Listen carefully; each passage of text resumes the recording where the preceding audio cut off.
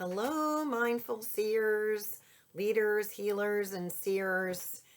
I am here for the third week of the Mercury retrograde readings for the collective, using my Be-ism system for intuitive development and mindfulness practice.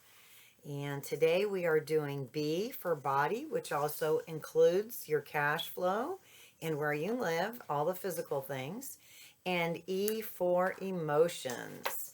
So since this is the official third and final week of Mercury retrograde, anything that hasn't been taken care of so far that needs to be taken care of from the past is likely to be popping up this week.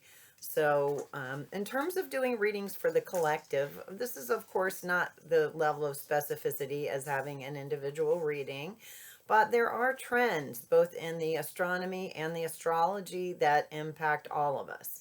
And again, the astrology, it's not like all she wrote, but I have found for sensitives, empaths, and anyone else that is, working with energy on a regular basis, that being conscious of what's happening with the astrological weather can help us preserve our energy and really maximize the opportunities that the specific astrology is presenting at a given time. So now I do have my baking bowl of belief here. I call it that because, of course, everything that we're manifesting is coming out of our individual and collective belief systems. And I am not a future teller, although I can spidily sense into potential futures. I think those days of the psychic world are pretty much, behind us. We're now moving into an age where we are consciously co-creating. And that is my objective in how I work with individuals and groups, is to support everyone in finding a way to work with themselves and others so that we are co-creating a world that works for all. And let's see what comes out. Oh, how cool is this? Okay, so we're getting the Knower card. All right, so this is Einstein. You may recognize at the top of the card holding sort of a crystal, and there's a hand holding a crystal, which, hands often symbolize skillfulness. Skillful means healing. And then we have that nice Einstein up there in the top. And when you look at a lot of his work, I mean, yes, I realize the spiritual community may be doing some co-opting of Einstein's work, but there definitely is a spiritual thread there. And when you communicate or listen to top physicists, they generally like to leave a little portion of their ideas as the great mystery. They'll say, well, we're close to understanding things, but not exactly quite yet. We don't quite have the whole picture. And as a knower, as someone who is a spidey sensor, this is one of the things that I really try to do regularly, is to leave a little margin for the I don't know, okay, which is beginner's mind. And when we do that, there's always more potential for perceiving things in a clearer and more direct way than we get too locked on to the knower. So in the B spot, let's think about that. So when I see this card, I usually am reminded of the clair-cognizance, which is when we know things, but we don't know how we know them. So back to the physical body, your cash flow, and where you live. If you're getting little like flashes of insight or awareness or little impulses to do certain things, that could be your spidey sense of claircognizance helping you out with managing all the physical world stuff, which can be a lot, to be managing your house, your living environment, and your cash flow situation, whatever you're doing with that, and your physical body. I have noticed, particularly with my physical body, I am often drawn to foods and so forth that are healthy for me. I'll be like, oh, I'm just craving beets, or I'm just feeling like whatever. And that's my body letting me know there's something nutritionally, in that food that I need right now. And, as far as my house, sometimes you'll get the feeling, oh, you're just tired of looking at a certain piece of furniture, or you want to change the colors up. So follow those impulses, okay? Because that's your higher self connecting in with what's going to support you organically.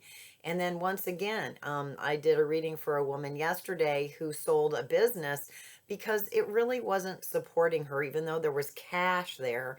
It wasn't really supporting her body, mind, spirit wellness. So sometimes we do have to evaluate whether, how our cash flow is coming is really supporting us for the highest and best. And, tap into any impulses that we may have that are drawing us in different directions. Okay, so that's the B for body for this third Mercury retrograde week in the B-ism system. And now we're going to the E. Okay, so the way the E generally reads is not like what's going to make me happy for the next 15 minutes, but it generally reads more like what do I have to sort of maintain and support and nurture and develop for who I am as an individual. So it will be interesting to see, how the collective handles that right now. What can all of us benefit from in terms of awareness in our emotional life? Oh, wow. Okay, I am loving this. Okay, so we're getting ignition and lightning. Okay, so to me, this is, let that spark of life come through. And, we just had Pluto go into Aquarius, so we're going to be changing a lot of things. This is a time for innovation and change.